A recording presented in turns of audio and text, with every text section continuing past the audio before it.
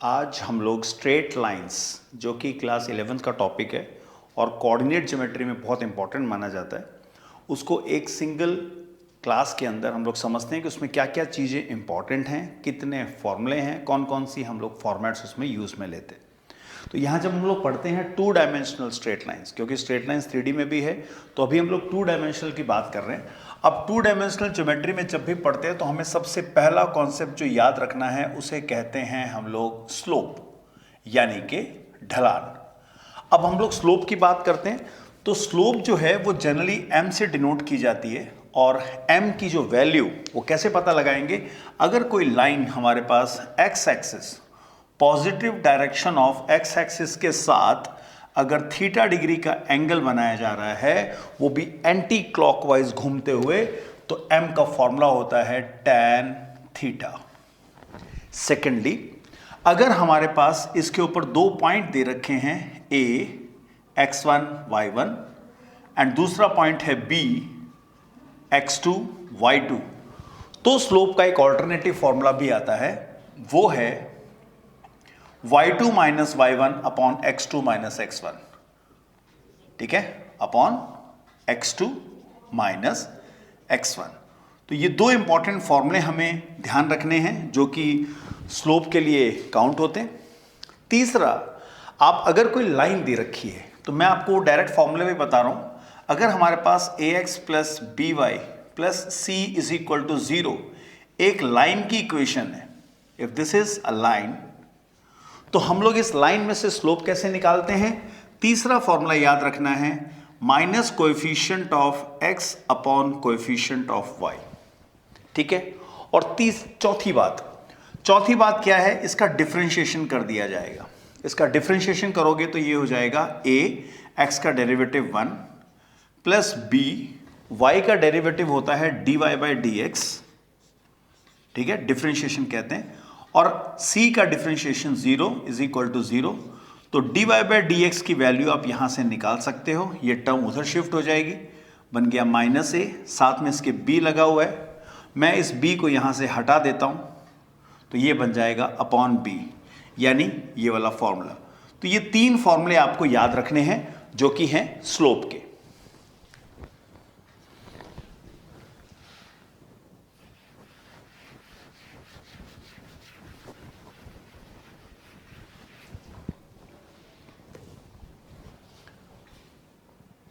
Slope के concepts के बाद आती है इक्वेशन ऑफ लाइन, बट उसके पहले हमें स्लोप का एक और फंडा याद रखना है जहां पे दो लाइनों के बीच के एंगल की बात की जाती है।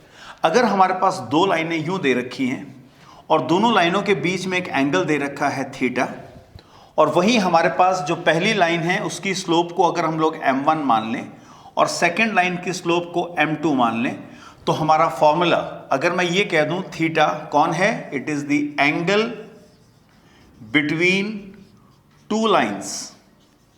अगर दो लाइंस के बीच में थीटा हमारा एंगल है तो फॉर्मूला याद रखना है tan theta is equal to m1 minus m2 upon 1 plus m1 into m2। इसको हम लोग मॉड में लिखते हैं। मॉड में क्यों लेना है, मॉडुलस के अंदर की टर्म याद रखिएगा, अगर आप पॉजिटिव लेते हो तो थीटा आएगा एक्यूट, और अगर आप नेगेटिव लेते हो तो थीटा आएगा ऑब्ट्यूज। तो एक्यूट एंगल और ऑब्ट्यूज एंगल की थोड़ी सी इसमें प्रॉब्लम होती है। यहीं से हमारे दो रिजल्ट और बने हैं। तो तीसरा पॉइंट जो याद रखना है, वो हम लोग ये काम करते हैं, उसको तीसरा पॉइंट ना कहते हुए हम लोग याद रखेंगे दूसरे का पहला पार्ट, यानी अगर line 1 is parallel to line 2, यानी अगर पैरेलल शब्द आ जाता है तो उसका मतलब क्या हुआ, एंगल होता है 0। अगर एंगल 0 है तो tan थीटा 0 है, tan थीटा 0 है तो न्यूमरेटर 0 है।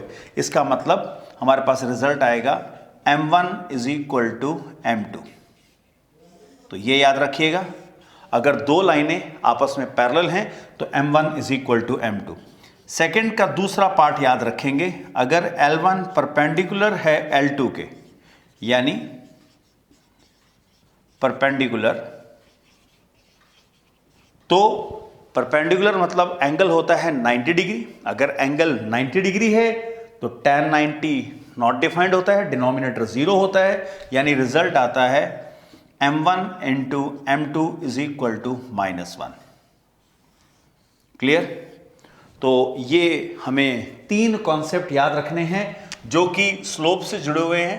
तो slope of a line, angle between 2 lines, और उसी में 2 रिजल्ट आ गए हमारे पास, अगर लाइन 1 एंड लाइन 2 पैरेलल हैं या परपेंडिकुलर है। अब लेते हैं इक्वेशन ऑफ लाइंस, जिसमें फर्स्ट फॉर्म जो आती है, यानी कि हम आज का तीसरा टॉपिक कह सकते हैं, इक्वेशन ऑफ लाइन, जिसके अंदर हम लोग पढ़ेंगे स्लोप इंटरसेप्ट फॉर्म। अब हम लोग जब कहते हैं स्लोप इंटरसेप्ट फॉर्म, इसका मतलब यह हुआ कि अगर एक लाइन y एक्सिस और x एक्सिस के साथ पैरेलल नहीं है और कुछ इस प्रकार दे रखी है, इसमें 2 कैटेगरी याद रखना। अगर हमारे पास y का इंटरसेप्ट यानी ओरिजिन से लेके ये लेंथ अगर हमें दे रखी है, इसका नाम है c, और हमें स्लोप दे रखी है m, तो ध्यान रखना अगर स्लोप है और y इंटरसेप्ट है तो फॉर्म याद रखनी है y is equal to mx plus c। तो यहां पे आप लिख सकते हो, ये जो c है इसे कहते हैं y इंटरसेप्ट। अब बेटा इंटरसेप्ट का मतलब होता है हमें ओरिजिन से लेके उस पॉइंट तक जहां पे y एक्सिस को कट किया गया है उस लंबाई को कहते हैं। ये नीचे की तरफ हुई तो c की वैल्यू नेगेटिव आएगी, वो ऊपर की तरफ हुई तो c की वैल्यू पॉजिटिव है, और m यानी कि स्लोप। ठीक है? इसके बाद तो ये एक हमें फॉर्म याद रखनी है, स्लोप इंटरसेप्ट फॉर्म। चौथी फॉर्म सबसे इंपॉर्टेंट है, इसे कहते हैं हम लोग पॉइंट स्लोप फॉर्म। अब पॉइंट स्लोप फॉर्म का मतलब क्या होता है? पॉइंट स्लोप फॉर्म का मतलब है अगर हमारे पास एक पॉइंट है और स्लोप दे रखी है, यानी कि मैं यहां पे x एक्सिस और y एक्सिस ड्रॉ कर देता हूं और मेरे पास एक लाइन है और इस लाइन की स्लोप दे रखी है m, और ये एक पॉइंट से पास होके जा रही है, passing from x1 y1। If there is a point given to you, बहुत इजी है, 90% क्वेश्चंस, मैं 99% या 100% भी कह सकता हूं, बट हाल फिलहाल इसको हम लोग 90% कहते हैं। ये 90% क्वेश्चंस में अप्लाई होती है, वो होगी y minus y1 slope x minus x1। Slope का ही फॉर्मूला है, याद रखना कैसे है भाई, स्लोप कैसे निकालेंगे। अब हमारे पास एक जनरल पॉइंट होता है P यानी xy, तो दोनों की स्लोप निकाली जाती है y minus y1 upon x minus x1 is equal to slope, जहां से ये तरीका बनाया जा सकता है। पांचवी फॉर्म हम लोग ये कहते हैं क्वेश्चंस को इजी करने के लिए होती है, जहां पे एक लाइन के ऊपर स्लोप ना दे रखी हो, यानी कि उसे कहते हैं हम लोग 2 पॉइंट फॉर्म। अब 2 पॉइंट फॉर्म का मतलब क्या है? 2 पॉइंट फॉर्म का मतलब होता है अगर हमें एक की जगह 2 पॉइंट दिए, अगर 2 पॉइंट हैं तो और किसी चीज की आवश्यकता नहीं पड़ेगी, हम लोग 2 पॉइंट से काम चला सकते हैं। यही फॉर्मूला याद रखेंगे, y minus y1 y2 minus y1 upon x2 minus x1। तो x माइनस x1 को वैसे ही रहने दें। आप देख सकते हो इसके अंदर हम लोगों ने स्लोप का फॉर्मूला जो मैंने क्लास के स्टार्टिंग में बताया था, m की जगह वो फॉर्मूला लिख दिया। ठीक है? अब इसके अंदर हमारे पास जो 6th फॉर्म आती है वो है इंटरसेप्ट फॉर्म। अब इंटरसेप्ट की बात करते हैं हम लोग। इंटरसेप्ट फॉर्म कहती है कि अगर हमारे पास दोनों के दोनों इंटरसेप्ट्स हों, इसका मतलब y एक्सिस x एक्सिस मैंने ले ली है यहां पे, और एक लाइन दे रखी है, इस लाइन ने x एक्सिस को जितना काटा, अगर वहां तक की लेंथ है a ओरिजिन से, और ओरिजिन से जहां y एक्सिस को कट किया, इसकी लेंथ को अगर मैं b कह दूं, तो हमारी इक्वेशन बहुत जल्दी निकल के आती है। याद क्या रखना है? x अपॉन x की लंबाई यानी x एक्सिस की लंबाई, y अपॉन y एक्सिस पे लंबाई यानी कि y intercept is equal to 1। तो ये बहुत इंपॉर्टेंट फॉर्म है, और हम लोग कई इक्वेशंस के अंदर फटाफट उसको ड्रॉ करने के लिए भी इसको यूज में लेते हैं। ठीक है? ध्यान रखना सामने 1 होना चाहिए। एक एग्जांपल के तौर पे जैसे लिखा हुआ है 3x plus 4y plus 12 is equal to 0। अब हमें नहीं मालूम इसके इंटरसेप्ट कैसे हैं, तो हम लोग क्या करेंगे, हम लोग इसको लिख देंगे 3x plus 4y is equal to -12। -12 से डिवाइड करा दो तो 3x अपॉन -12, 4y अपॉन -12। हमने क्यों किया -12 से डिवाइड, क्योंकि सामने 1 बनाना था राइट हैंड साइड में। अब ये बन गया x upon -4, y upon -3 is equal to 1। इसका मतलब साफ पता लग रहा है, एक्स एक्सिस को -4 पे कट किया है यानी नेगेटिव साइड में है, वाई एक्सिस को भी नेगेटिव है यानी नीचे की तरफ है, तो ये लाइन अप्रॉक्सीमेटली यहाँ से होके जाएगी। ठीक है, इसका कोई फर्स्ट क्वाड्रेंट से लेना देना नहीं है, ये थर्ड क्वाड्रेंट में बनती है पर फर्स्ट और फोर्थ में भी जाएगी, तो इस तरीके से इसका यूज ले सकते हैं। अब इसके बाद जो फॉर्म आती है वो है नॉर्मल फॉर्म, जिसको हाल फिलहाल तो डिलीट किया गया है।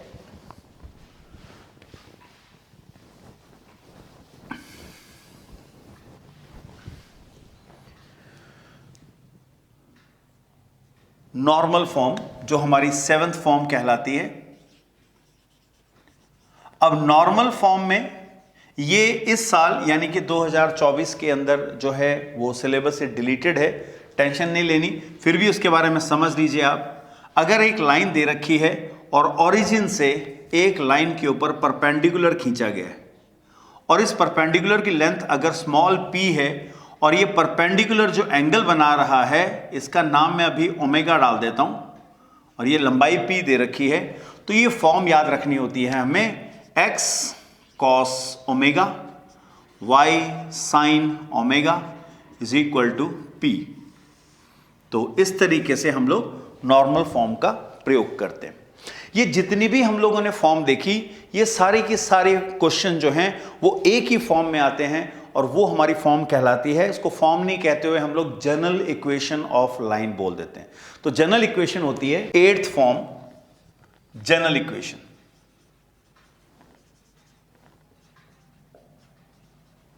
यानी ax by and c is equal to 0। सारी की सारी इक्वेशन इसी फॉर्म में आती हैं। तो आप लोग को यह ध्यान रखना है कि कोई भी आंसर आएगा वो x की टर्म प्लस y की टर्म प्लस कांस्टेंट बराबर 0 के जैसे लिखा जाएगा। अब इसको लिखने से देखो हम लोग रिवाइड कर लेते हैं क्या क्या चीजें पड़ी थी। अगर हम इसकी स्लोप जानना चाहते हैं, मैंने क्लास की स्टार्टिंग में बताया था -a/b से आप इसकी स्लोप निकाल सकते हैं। अगर आप इसके इंटरसेप्ट जानना चाहते हैं कि कौन कौन से इंटरसेप्ट्स हैं इसके एक्स एक्सिस वाई एक्सिस के, तो हम लोग ax और by इन दोनों को डिवाइड करके निकालते हैं। जो डायरेक्टली निकाला जा सकता है, x इंटरसेप्ट की जगह आएगा -c/a, ये हो जाएगा x इंटरसेप्ट, और -c/b यानी कि y इंटरसेप्ट। तो यहां लिख देता हूं, ये है हमारे पास स्लोप, इसे कहते हैं x इंटरसेप्ट और इसे कहते हैं y इंटरसेप्ट। तो इस तरीके से हम लोग स्ट्रेट लाइन की इस जनरल इक्वेशन से दो बहुत इंपॉर्टेंट चीजें निकाल सकते हैं। वैसे बाकी कुछ चीजें हम लोग ऑलरेडी जानते हैं कि अगर c 0 हुआ तो हम कहते हैं लाइन पासेस थ्रू ऑरिजिन। वो लाइन जो है वो हमारे ऑरिजिन से होके जाएगी। ठीक है, अब ऑरिजिन को हम लोग O कहते हैं, इसलिए मैं ऑरिजिन के कोऑर्डिनेट लिख देता हूं, 0 0 से होके जाती है। और अगर कहीं उसका A0 निकला तो सिर्फ y बचेगा, y की वैल्यू आएगी। y की वैल्यू यानी वो होगी पैरेलल टू x एक्सिस। ठीक है, और अगर कहीं B0 निकला इसका, यानी B की टर्म है ही नहीं, यानी y की टर्म है ही नहीं, यानी सिर्फ x की टर्म है, तो हम लोग कहते हैं पैरेलल टू y एक्सिस। तो ये हमारे पास कंक्लूजन्स होते हैं किसी भी लाइन को हम लोग जब भी देखते हैं। इसके अलावा लाइन की इक्वेशंस निकालने के लिए मैं आपको 3 फॉर्म और बताता हूं जिसको हम लोग बेटर कह सकते हैं फैमिली ऑफ लाइंस। तो मैं यहां पे फैमिली ऑफ स्ट्रेट लाइंस कह देता हूं। तो फैमिली ऑफ स्ट्रेट लाइंस का मतलब क्या हुआ, हम लोग 3 फैमिलीज के बारे में देखेंगे। उन फैमिली में जो हमारी सबसे पहली फैमिली आती है वो आती है फैमिली ऑफ पैरेलल लाइंस। अगर हम लोग पैरेलल लाइंस की बात करें, फॉर एग्जांपल अगर ये कहा जाता है parallel lines to ax plus by plus C is equal to 0। इसके पैरेलल लाइनें कैसी होंगी, यानी पैरेलल लाइंस टू एल, जहां एल की वैल्यू ये दे रखी है। तो पैरेलल लाइंस कैसी होती हैं, पैरेलल लाइंस में स्लोप सेम होती है, यानी ए और बी सेम रहेंगे। तो हमारी इक्वेशन हो जाएगी is A X B Y, और सिर्फ कांस्टेंट बदल जाएगा, उसको मैं लैम्डा कह सकता हूं। यानी पहली फैमिली पैरेलल लाइंस के लिए सिर्फ कांस्टेंट होता है, जहां पे लैम्डा निकालने के लिए for lambda one more condition would be given to you. ठीक है, हमें एक कंडीशन और दे रखी होगी जिससे हम लोग लैम्डा निकाल सकते हैं। उसी प्रकार हमारी सेकंड फैमिली में आता है परपेंडिकुलर लाइंस। अब परपेंडिकुलर लाइंस का मतलब क्या है, परपेंडिकुलर लाइंस किसकी, परपेंडिकुलर लाइंस टू एल। अब हम लोग एल लाइन तो जानते हैं, एल लाइन कैसी है, वही जो मैंने अभी लिखी थी, वो है A X plus B Y plus C is equal to 0। बेटा परपेंडिकुलर का मतलब होता है स्लोप का प्रोडक्ट -1 है। इसका मतलब ए और बी अपनी पोजीशन बदल लेंगे और -1 यानी कि माइनस भी आएगा। तो आपको याद रखना है बी एक्स माइनस ए वाई और एक लैम्डा आपको वेरिएशन में नजर आएगा। बाकी ए और बी की पोजीशन बदलेंगी बट ए और बी जरूर होंगे। इससे हम लोग पैरेलल लाइंस के बारे में, इधर भी वही है, लैम्डा विल बी गिवन, कैसे, उसके लिए कंडीशन दे रखी होगी। इसके बाद हमारे पास तीसरी और बहुत इंपॉर्टेंट फॉर्म आती है, इसे कहते हैं lines passing through intercept of intersection, यानी point of intersection through the point of intersection. किसका intersection, intersection of two lines. अगर हमारे पास दो लाइंस दे रखी है, जैसे लाइन 1 दे रखी है और लाइन 2 भी दे रखी है, यानी लाइन 1 है a1x b1y and c1 is equal to 0, फिर है a2x b2y and c2 is equal to 0। तो ये दो लाइनें हैं, वो कैसी होगी, वो होगी, क्योंकि ये फैमिली क्यों कहलाती हैं, अगर हमारे पास ax प्लस by एक लाइन है, पैरेलल यानी बहुत सारी लाइनें पैरेलल हैं, परपेंडिकुलर यानी बहुत सारी लाइनें परपेंडिकुलर हैं, कौन सी ले, ऐसे ही दो लाइनें इंटरसेक्ट कर रही हैं, तो पॉइंट ऑफ इंटरसेक्शन से कितनी निकल सकती हैं, बहुत सारी निकल सकती हैं। ये भी है, यहां पे भी है, इधर भी है, इधर भी है, देयर आर मेनी लाइंस। तो यहां हो जाएगी line 1 plus lambda times line 2। इन दोनों की इक्वेशन को लिखना होगा, इज इक्वल टू 0, यानी होगा क्या, ये हो जाएगा a1x b1y c1, फिर से lambda a2x b2y and c2 is equal to 0। इसे कहते हैं इक्वेशन ऑफ लाइन, जिसमें आप चाहो तो a1 लैम्डा a2 x अलग हो गया, b1 लैम्डा b2 y अलग हो गया, c1 लैम्डा c2 और ये अलग कर दिया। ये कहलाती है हमारे पास फैमिली ऑफ लाइंस। क्लियर? तो ये हमारे पास स्ट्रेट लाइन के कुछ इंपॉर्टेंट फंडे हैं। इसमें आगे चलते हैं। फैमिली ऑफ लाइंस के बाद हमें एक पॉइंट और लाइन के बारे में समझना है, जिसके लिए एक पॉइंट यानी कि x1 y1 एक पॉइंट दे रखा है a, और एक लाइन दे रखी है। लाइन हमारे पास है ax by and c is equal to 0। तो हमें जो कॉन्सेप्ट याद रखना है, उसमें हमारा पहला कॉन्सेप्ट आता है distance of point a from the line. जो हमारी लाइन दे रखी है, उस लाइन से या उस पॉइंट का लाइन से डिस्टेंस या लाइन पॉइंट से कितनी दूर है, वो डिस्टेंस निकालने के लिए बड़ा सरल है। इस a, b और c को एज इट इज लिख दिया जाएगा, पर x की जगह आ जाएगा x1, y की जगह y1, और अपॉन में रूट के अंदर हमें a स्क्वायर और b स्क्वायर ही चाहिए, a square plus b square, यानी ये कहलाता है distance of any point from a line.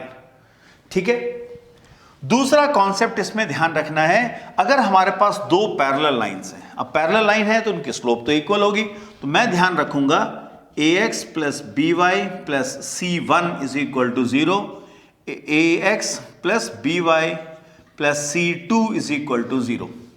अब ये दो पैरेलल लाइनों के बीच में डिस्टेंस कैसे निकालना है, कॉन्सेप्ट वही होता है, ओरिजिन से डिस्टेंस निकाला जाता है। तो मैं यहां पे लिख देता हूं distance of two parallel lines, यानी कि अगर हमारे पास दो पैरेलल लाइंस हैं तो इनका डिस्टेंस निकालने का फॉर्मूला बड़ा सरल है, वो हो जाएगा C1 minus C2 upon root में a square plus B square. तो ध्यान ये रखना है a और b सेम होने चाहिए। जनरली होता क्या है, a और b को ही डिफर किया होता है। जैसे फॉर एग्जांपल अगर लिखा है 2x plus 3y plus 5 is equal to 0 और यहां लिखा है 4x प्लस 6y प्लस मान लीजिए 11 है, ये दोनों लाइनें पैरेलल है ना। अब पैरेलल लाइनों के बीच में डिस्टेंस कैसे निकालना है, बड़ा सरल है, सीधा ये फॉर्मूला मत लगाना, पहले make sure that A B same हो, यानी मेरे को यहां 2 से डिवाइड करना पड़ेगा ताकि ये बन जाएगा 2x, क्योंकि हमने क्या किया डिवाइड बाई 2 कर दिया है, तो ये हो जाएगा 3y and 11 upon 2 is equal to 0। अब देखिए a और b सेम हो चुके हैं, तो C1 का रोल प्ले कर रहा है 5, C2 का रोल प्ले कर रहा है 11/2 और हमारा डिस्टेंस हो जाएगा 5 माइनस 11 अपॉन 2 अपॉन में a स्क्वायर यानी कि 4 और 3 स्क्वायर यानी कि 9। आंसर हो जाएगा 10 माइनस 1 माइनस 11 अपॉन, ये हो जाएगा 10 minus 11 minus 1 upon 2 and divide by root के अंदर 13 आ रहा है, मॉड लगा है, इसका मतलब आंसर लिख देंगे हम लोग 2√13, वो भी डिवाइड में। तो इस तरीके से हम लोग डिस्टेंस निकाल सकते हैं। तो ये कुछ मैंने आप लोग को फॉर्मूले बताए हैं सिंगल शॉट के अंदर। देखो फॉर्मूलों से ये श्योर हो जाता है कि भाई फॉर्मूले हमारे इतने नहीं है, फॉर्मूले लिमिटेड हैं, बट इनको यूज कैसे करना है उसके लिए keep watching the next upcoming videos.